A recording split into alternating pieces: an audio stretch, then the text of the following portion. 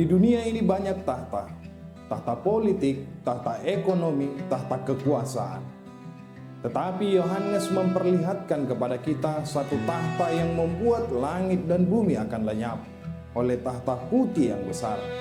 Pertanyaannya bagi kita, tahta mana yang menguasai hati kita hari ini?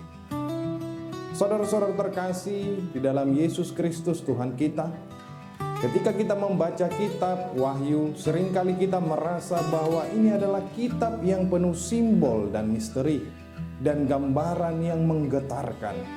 Banyak orang mendekati kitab ini dengan rasa takut. Namun sesungguhnya kitab Wahyu ditulis bukan untuk menakut-nakuti jemaat, tetapi untuk menguatkan, meneguhkan, dan memberikan pengharapan kepada umat Tuhan yang sedang hidup di tengah tekanan, ketidakadilan, dan penganiayaan. Pada masa Rasul Yohanes menulis kitab ini, umat percaya berada dalam tekanan politik dan sosial dari Kekaisaran Domitianus yang memerintah di tahun 81 hingga 96 Masehi. Ia menuntut rakyat menyapa dirinya sebagai Dominus et Deus, yang artinya Tuhan dan Allah. Dan bagi rakyat yang tidak menerima keberadaan kaisar sekaligus Tuhan itu, mereka akan dianggap mengganggu ketertiban, bahkan dianggap tidak patriot karena menolak menyembah kaisar. Banyak yang hidup dalam kekhawatiran, ketidakpastian, dan rasa tidak aman.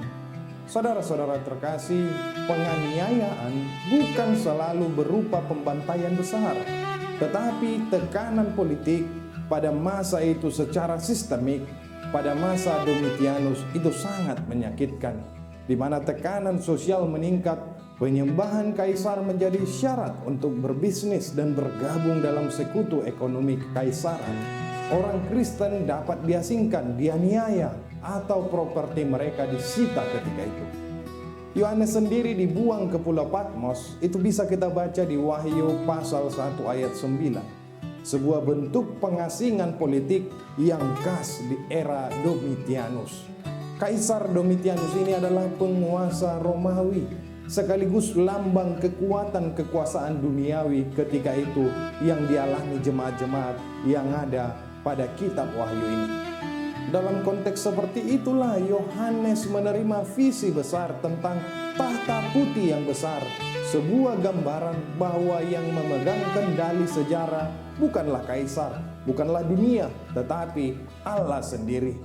Melalui kitab Wahyu pasal 20 ayat 11 hingga ayat 15 ini, jika kita membaca ayat demi ayat, kita bukan hanya ingin mengerti apa yang terjadi pada akhir zaman, tetapi juga menemukan penghiburan, pengharapan, dan semangat baru untuk menjalani kehidupan sebagai orang percaya di masa kini.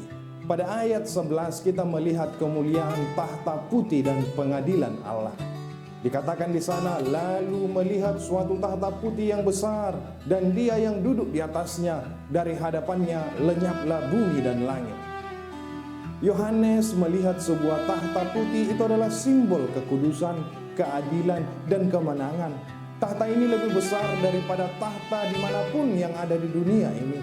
Romawi yang punya pengadilan, manusia yang punya pengadilan, tetapi pengadilan tertinggi berada di tangan Allah. Di dunia ini kita sering merasa tidak diperlakukan adil. Di dunia ini kita mungkin difitnah, tekanan, ketidakbenaran bisa menang. Tetapi itu ingat, hanya sementara. Karena tidak ada satupun ketidakadilan yang luput dari perhatian Allah. Ketika Anda mengalami ketidakadilan yang mungkin orang yang di kantor, bekerja di kantor, di keluarga, di relasi, ingatlah bahwa Allah melihat. Ketika pergumulan hidup terasa berat, ingatlah bahwa tahta tertinggi bukan di dunia, tetapi berada di surga. Penghakiman terakhir adalah jaminan bahwa Allah tidak pernah tinggal diam terhadap ketidakadilan. Pada ayat 12 dikatakan kitab-kitab dan kitab kehidupan, dan dibukalah semua kitab, dan dibuka juga sebuah kitab lain, yaitu kitab kehidupan. Ada dua jenis kitab yang diterangkan pada firman ini. Yang pertama, kitab-kitab perbuatan. Semua perbuatan-perbuatan manusia baik maupun jahat dicatat. Ini ingin meneguhkan bahwa hidup kita ini penting. Tidak ada yang sia-sia dari setiap kehidupan kita. Kitab kehidupan ini juga sekaligus kitab yang ingin mengatakan bahwa adalah anugerah. Karena nama orang percaya tercatat di sana. Bukan karena perbuatan baik, tetapi karena karya penyelamatan Kristus. Keselamatan itu adalah anugerah Allah sendiri. Tetapi perbuatan baik kita tetap diperhitungkan, yaitu sebagai bukti iman. Hidup kita berarti di mata Tuhan, saudara-saudara terkasih. Tidak ada pelayanan, pengorbanan, atau doa yang sia-sia di hadapan Tuhan. Maka saudara-saudariku terkasih, hiduplah dalam iman. Bukan sekadar percaya, tetapi mewujudkan iman itu dalam tindakan kasih. Karena kita telah diselamatkan.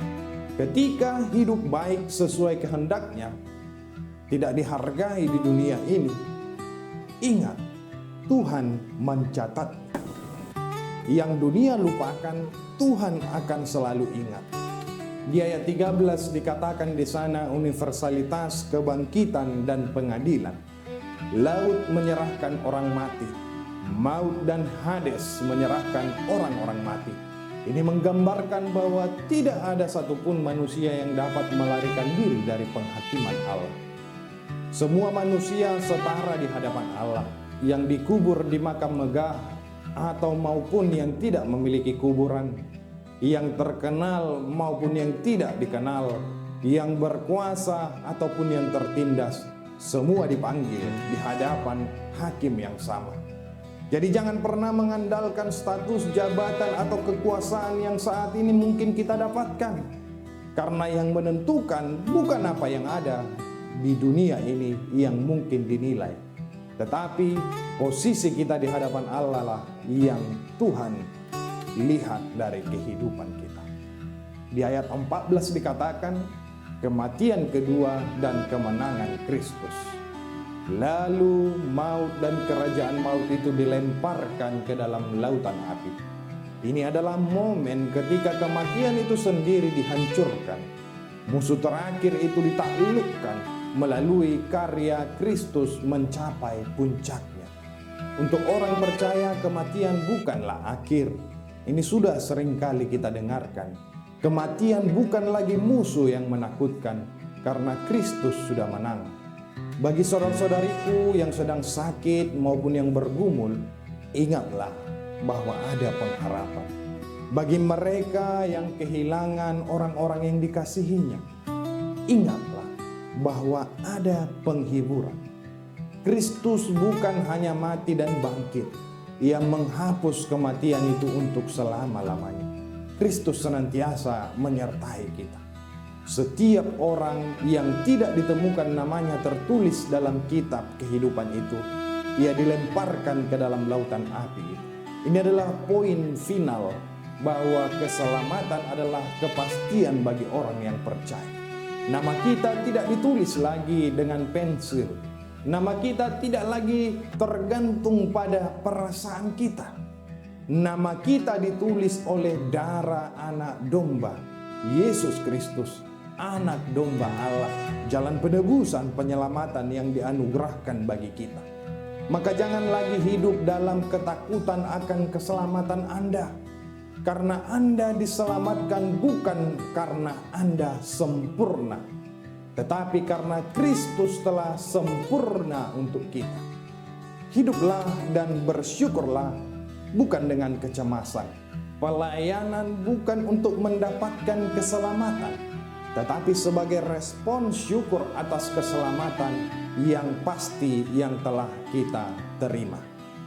Saudara-saudara yang dikasihi Tuhan, Wahyu pasal 20 ayat 11 hingga ayat 15 ini bukanlah teks yang menakutkan bagi orang percaya, tetapi teks yang memberikan pengharapan, penghiburan, dan keyakinan. Ketika dunia tampak gelap, ingatlah tahta putih yang besar. Ketika kita merasa tidak dihargai, ingatlah bahwa Allah mencatat setiap perbuatan kita. Ketika kita takut akan masa depan, ingatlah bahwa nama kita ada dalam kitab kehidupan. Ketika kita bergumul tentang kematian, ingatlah bahwa maut sudah dikalahkan. Mari kita hidup sebagai umat yang yakin pada anugerah, menjadi terang di dunia yang gelap, setia dalam pelayanan, dan menantikan kemenangan Kristus yang sempurna hadir di dalam hidupmu. Amin.